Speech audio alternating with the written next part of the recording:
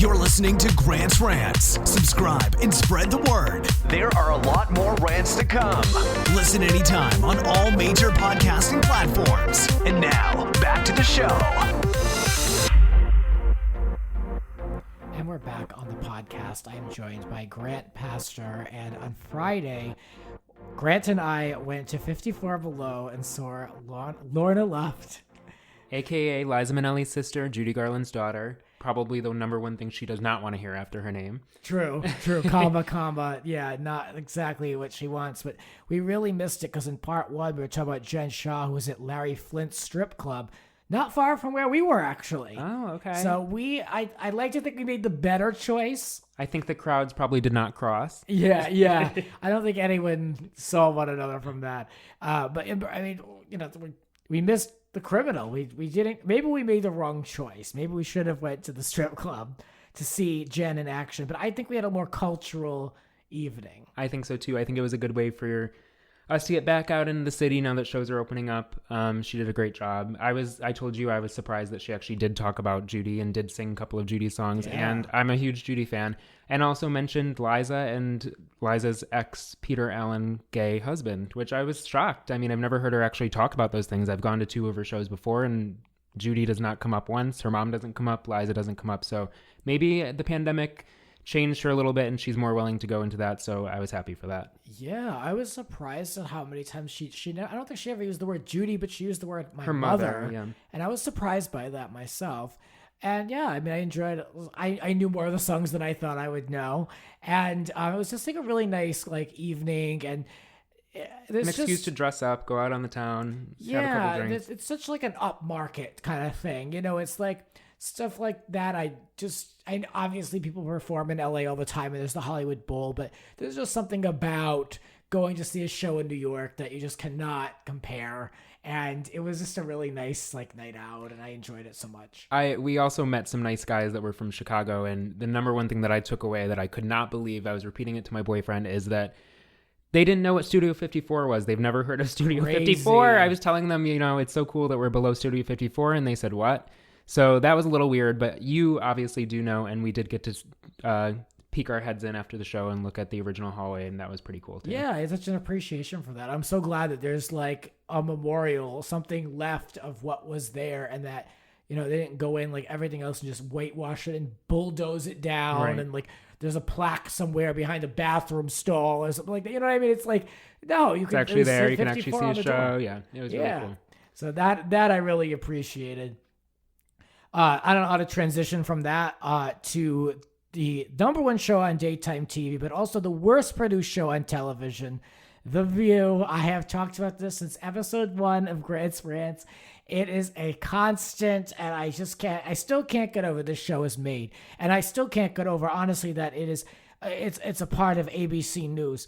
Finally, once again, this is not the first time, but finally this show is out from being a toxic work environment. This is one of the most toxic, low-class, horrible, poorly produced, cheap shows I've ever seen. I still can't get over the fact that they outed the status, the COVID status of 2 of the co-hosts, Sunny and Anna, and it's just such a mess. Now Variety is writing about this, and it seems to me, Meghan McCain gave this whole interview, it seems to me like none of this is coming as a surprise to anyone. No. We all know The View sucks behind the scenes. It's been around since the 90s. I've said it for now decades, it seems, and it all stems from Barbara Walters and this culture. That's why I don't like her. But the culture has been maintained, I believe, through Joy and through Whoopi and through the ABC itself. Yeah, I remember actually when the COVID thing happened, I was texting you. I couldn't believe it. And occasionally throughout the day, I'll look at YouTube and I'll see that the videos get uploaded in those stupid little 1 minute, 30-second clips. Yeah. But I noticed, I saw it right when it came out, and it was like the host had to leave because of blah, blah, blah. I texted you. By the time you watched the videos, they'd scrapped that video and put up a new one to try to cover their tracks, but it was too late. We all saw it. We know what happened. Yeah. I don't really, nothing Meghan said surprised me, but I also do think Meghan came off as a spoiled brat just as much as she did the whole time she was on the show. Well, yeah, I mean, she did tons of interviews. There's the Variety article. She did the interview over at Hannity, which I watched, which now I'm going to be probably, because of the algorithm, getting Fox News videos every other day now.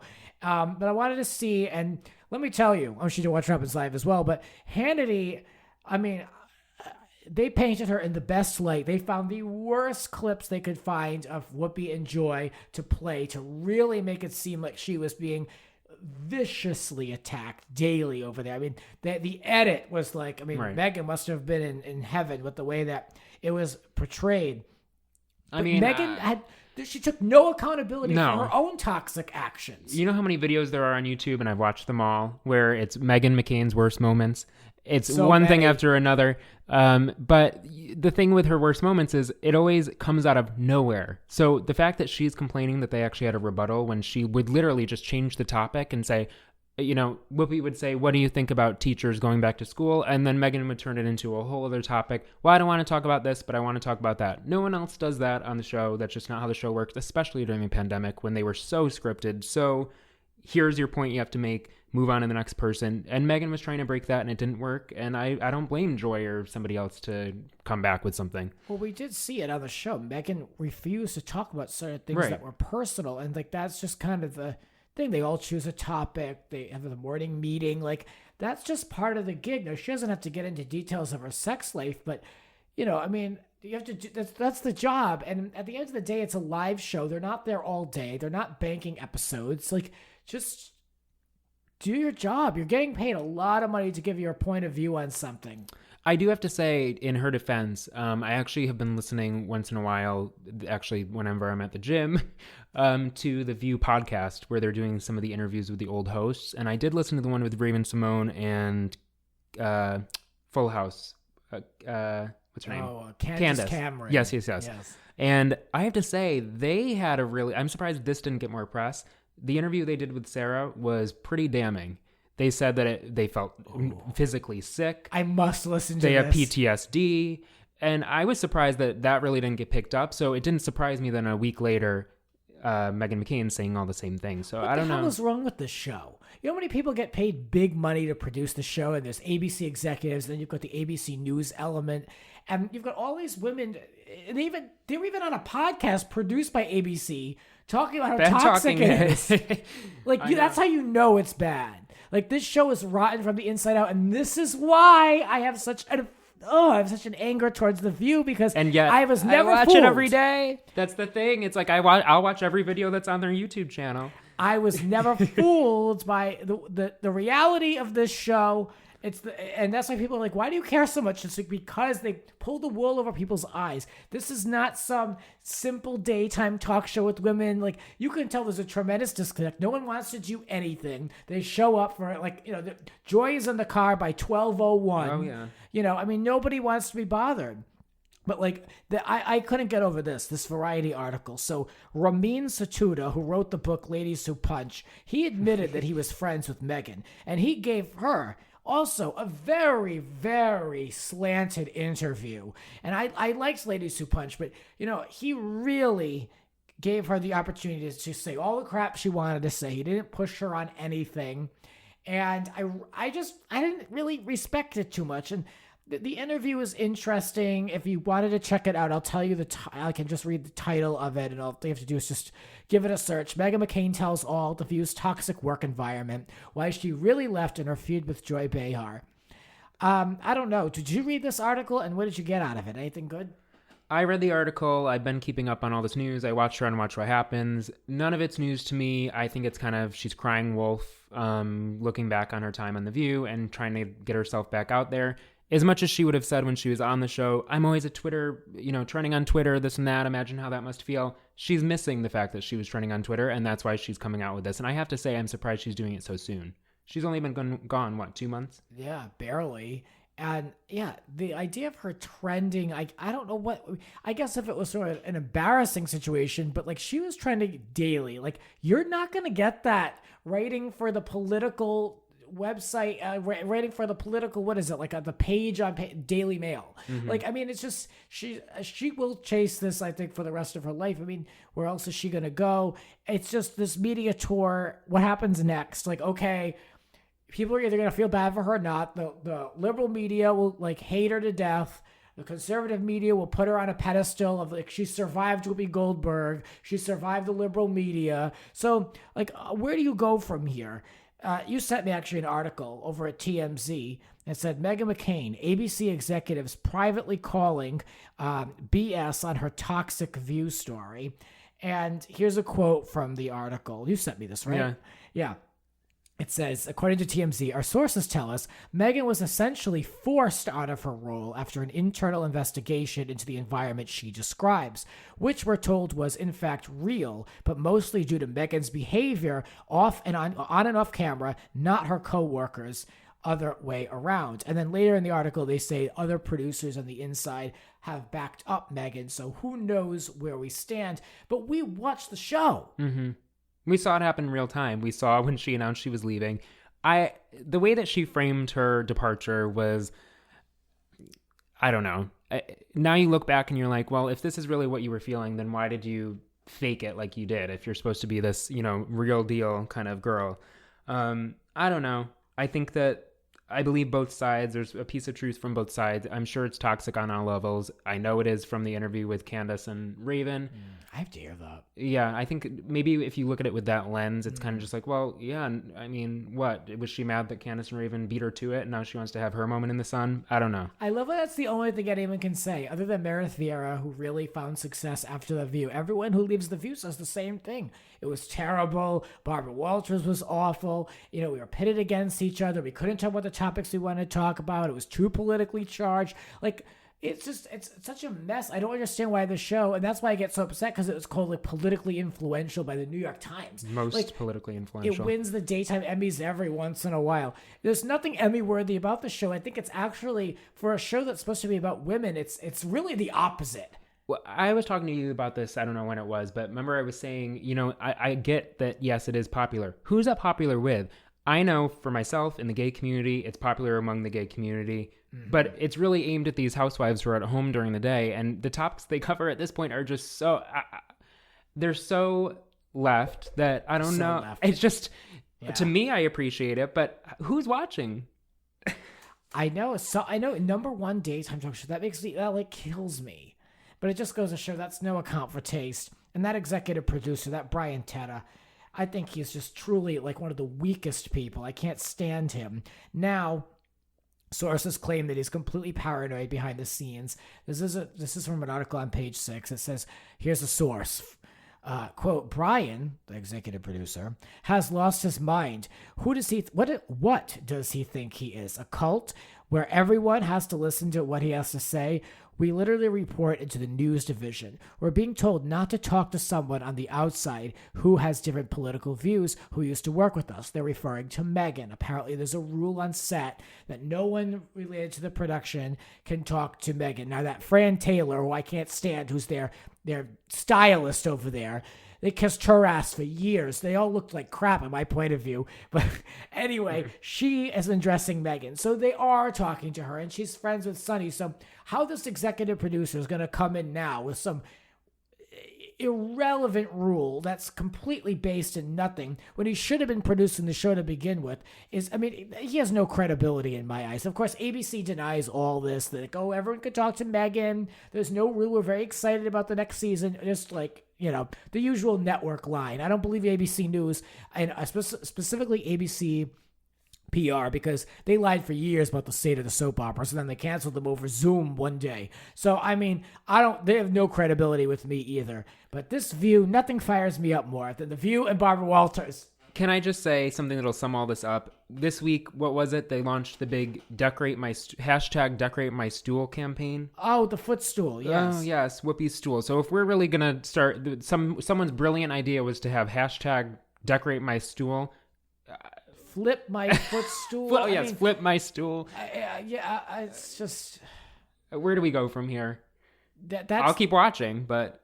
#ABC News. Are they going to win the Emmy for that episode? Or maybe they'll submit the Emmy they had Kamala Harris on. Maybe they'll submit that for an Emmy. Which my feelings about that. I won't get into it. I believe the conspiracies, and that whole thing was another mess. I will say, even without Meghan there, they've had one mess after another for the past few weeks. The View's still staying relevant in all the wrong ways. It really is, because when you think of how much people are paid and how many people are there to run this show, this is a daytime network show, and it's just they've dropped the ball on every level. So Anyway, let's talk about another daytime talk show that could use a little bit of help. Wendy Williams, what's going on? So this is another one that I do watch all the clips. I saw that Michelle Visage and Leah Remini were guest hosting this week. I will say, started out rough. I don't know if you watched it. I did watch it a little bit. I watched the beginning of the week, Tuesday, and the end of the week. End of the week, definitely a lot better, a lot loose. They found their vibe. First day, it was called Hot Topics, and I don't think they discussed even one hot topic. It was just, two friends catching up and saying how much they love each other and making us believe it. But yeah, that's true. But I will give them credit. I thought by the end it was good, but it's not Wendy. So if you're going to call it the Wendy Show, you can have any guest host you want, but it's not Wendy. So what are they going to do? I don't know. Rebrand it? What's going on here? Because I actually, of course, want Wendy well, but I don't know if this is the right spot for her anymore. She doesn't seem to be in a good, healthy place. Just from the photos they've seen, the fact that she was supposed to come back at the end of September, and now they're talking about that she'll be away way into November, and it's just like... We saw the documentary last year. Yeah, which I think was... she was the EP on that documentary, so I think it was very whitewashed in many different ways, and there was just a lot of stuff that was left out.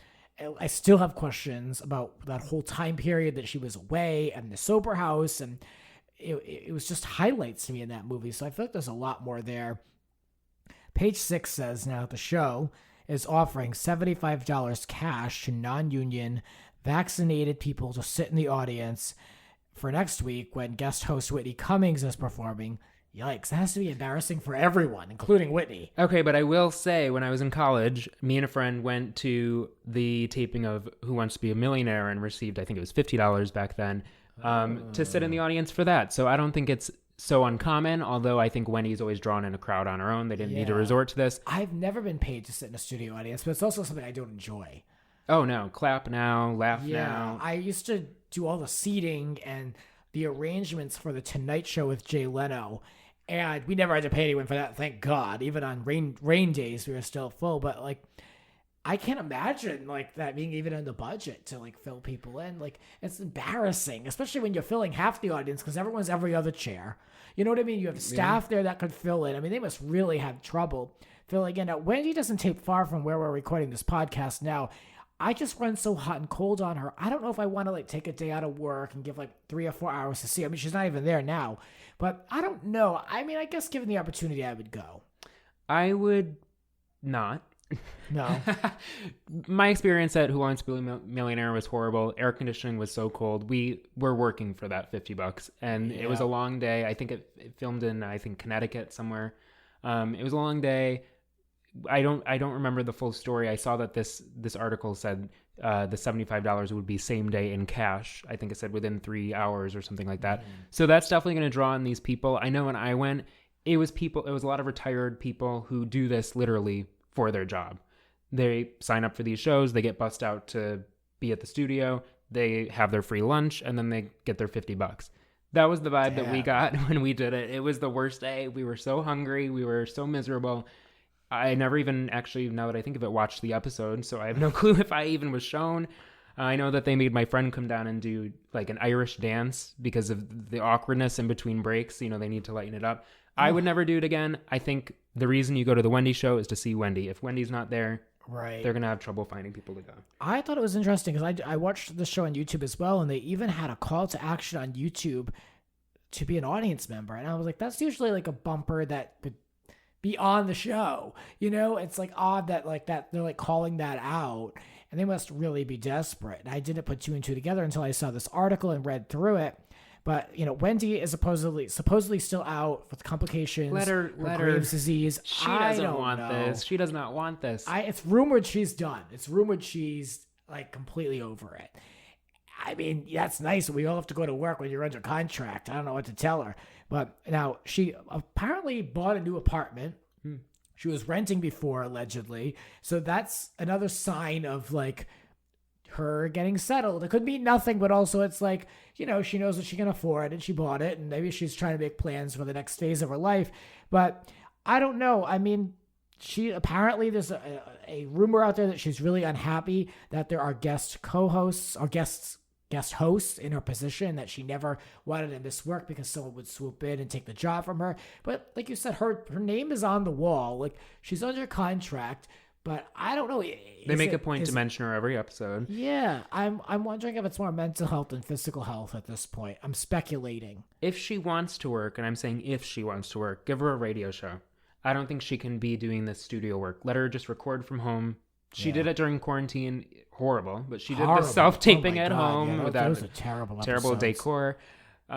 So let's not even look at it. Let's let her do it from bed. We saw in the documentary she likes to do everything from bed, relaxing on the chaise lounge. Let her do that. Record a Sirius XM radio show and call it a day. Give her a good deal over there. She still is so viable and so she's one of the very few TV hosts that will give it to you straight and doesn't really care about cancel culture and doesn't care about really hurting people's feelings. If you think of Ellen's a bad example, but the Tonight Show, Jimmy's a fan of everybody. Even Kelly and Ryan, I can't stand Ryan, but they're friends with them all. They're so friendly. And Wendy, she's the only one left with an edge.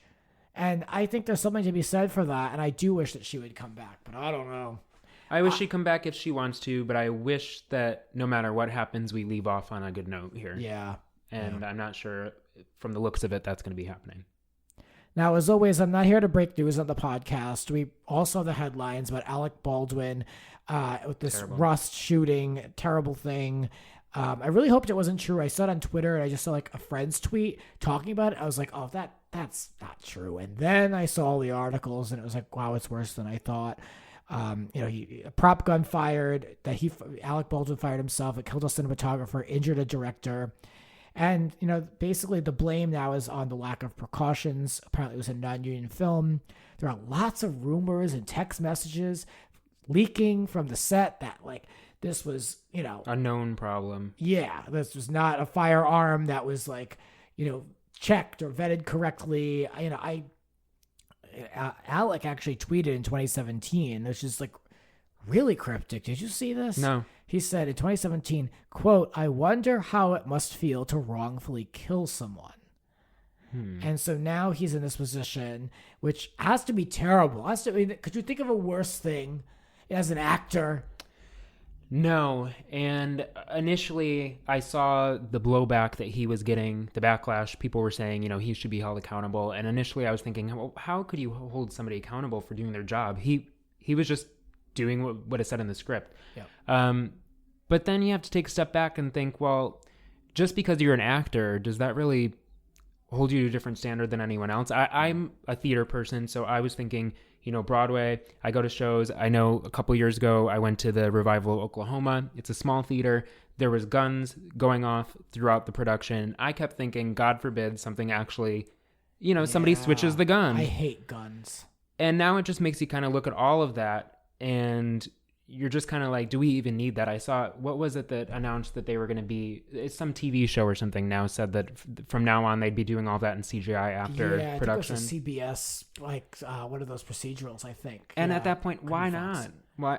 I mean, there should be no excuse. We don't need the sound effect of the gun. No. We're in 2021 here. We don't need. The firing of a gun is an easy thing for CGI. They've blown up buildings with CGI. They can fire a gun through CGI use. Yeah, no. It all just comes down to who's accountable then at the end of the day. Well, they're questioning all this. They're wondering if it's according to page 6, could this be a neglect manslaughter charge, very equivalent to someone who's drunk driving and killing someone? I don't know. He did serve as the executive producer of the film. So it does put him in a higher position of authority and responsibility. But in my opinion, it comes down to the property master who's there securing these firearms with a team of people who I'm sure are there specifically for gun use. The article also said it's the actor's responsibility to make sure it's not loaded. But actually, yes, if they're responsible. But of course, this prop master was non-union apparently, but that's no excuse. If you're good at your job, you don't have to worry about those things. And it really shouldn't be up to the responsibility of Alec to open up the gun and double check because that's somebody else's job.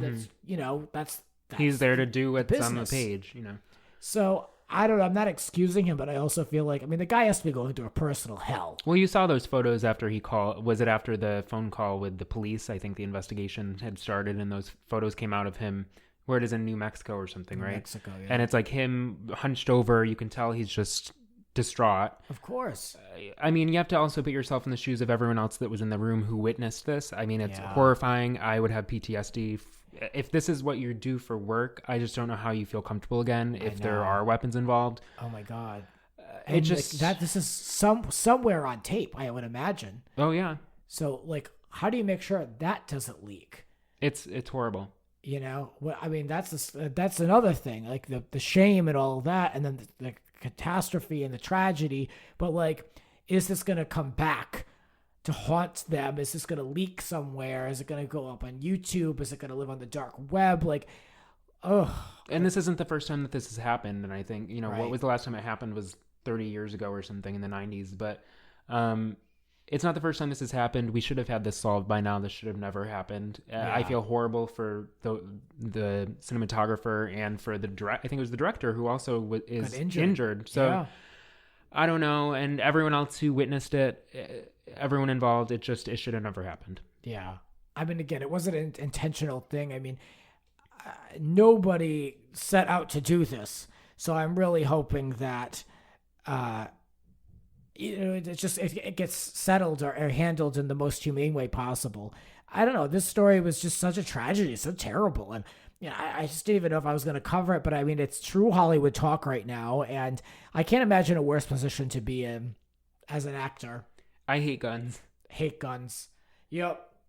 And a friend of mine, actually, talented friend of mine who works on a lot of films, was going to work on this show, this movie, interviewed for it and didn't get it. And, kind of a blessing in disguise. Yeah, because imagine having that being attached to that. Oh, like I said, even if you're not one of the victims, everyone in that room was a victim because they're going to remember this for the rest of their life. Yeah, they're watching it. Oh my God. Well, I don't know how to transition, but like queer history. I mean, like I want to promote your Instagram, and there are no guns, I imagine. On your Instagram. No, so totally like, it's a not. lighter fare. It's just like I follow it. I get a kick out of it. What can people expect on Boys Morning After Club Instagram? So Boys Morning After Club is kind of the culture club of my type of people, either the gay or the queer community and those that appreciate it. And I will say that it's probably half and half of people who are in the community or people who appreciate it.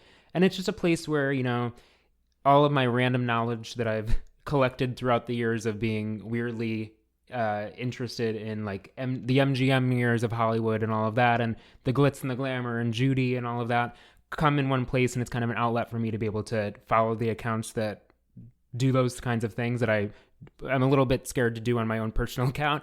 And then it gives me a chance to like share stories, share experiences, share behind the scenes stuff that I know that I don't think a lot of people do know. So, it's not only pretty to look at, but I always try to write up a little message as well when I'm posting something that gives whatever history I'm trying to get across. It's not a serious thing. It's a fun thing, but yeah, it's just a fun place to, it's a good community, and I have some like really cool followers that will write in, and so check it out. I appreciate you following it, and I hope that other people will check it out if they're interested in that type of thing. Boys Morning After Club. And I will say, if I ever have like queer history questions or like, why is this relevant? Like I always ask Grant, so I'm weirdly into all of that stuff. So yeah. I probably have a book on it. I probably listen to a podcast about it, and this is my place to put it on one spot. Well, Grant, thanks for doing Grant's Rants. Thank you. Thank you for having me, Grant Michael. Yeah, I know. Isn't it strange? I'm so glad to have you. I hope you guys get a kick out of this episode and more. Please continue to support. I'm going to try to be, like I say, a lot more consistent, but I say that all the time. But my life is truly all over the map. I'm still trying to get settled. It's been an absolute disaster and a mess, but I mean, that's putting it nicely. I mean, I've also been really sick, so I've been climbing out of that. So I'd say in the last 5 days, I feel a little bit more human, but we'll see. Hopefully we can keep things going because, I love doing the Thanksgiving special, the Grant's Rants holiday, Grant's Rants Hollywood Talk holiday special, or something like that. I just love the end of the year stuff, and I so hope that I can bring all of that to you. I love you guys for listening and continue to support. And as always, I'll be back with more rants. Thank you. This has been Grant's Rants. Follow Grant on Twitter and Instagram at It's Grant's Rants. Cover art created by Howie Ronay. Original theme music by Alexander Arntzen. The Grant Michael Collection.